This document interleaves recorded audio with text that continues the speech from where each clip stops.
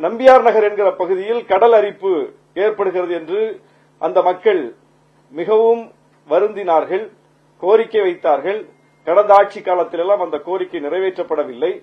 இந்த ஆட்சி வந்த பிறகு சட்டமன்றத்தில் நாங்கள் எல்லாம் பேசி அந்த ஊருக்கு 10 கோடி ரூபாய் செலவில் கடல் அரிப்பு தடுப்பு சுவர் எழுப்பப்பட்டிருக்கிறது.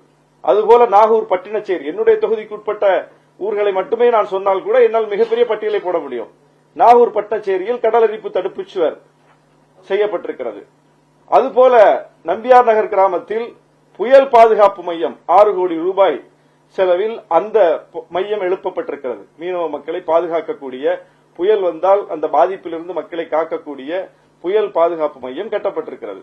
இப்படி மீனவ மக்கள் சார்ந்தே என்னுடைய தொகுதிக்கு பக்கத்தில் இருக்கக்கூடிய கீழ்வேலூர் தொகுதிக்குட்பட்ட அக்கரப்பேட்டை மிகப்பெரிய மீனவ மக்கள் வாழக்கூடிய பகுதி.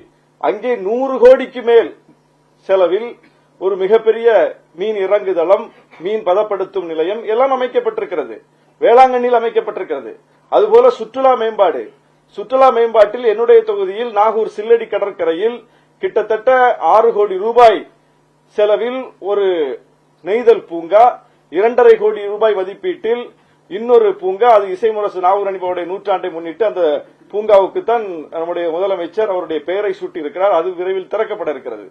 பல்வேறு கட்ட பணிகள் சுற்றுலாவுக்கான மேம்பாட்டுக்காக, மீனவர் நலனுக்காக, அதுபோல உள்கட்டமைப்பு மேம்பாடு. நாங்க இந்த ஆட்சி அமைவதற்கு முன்னால் தேர்தலை சந்திக்கும் போது நாகப்பட்டினத்தில் அக்கரைப்பேட்டை மேம்பாலம், நாகப்பட்டினத்தை அக்கரைப்பேட்டை இணைக்கக்கூடிய மேம்பாலம் அந்த இடத்துல தொங்கிக்கிட்டு இருந்தது.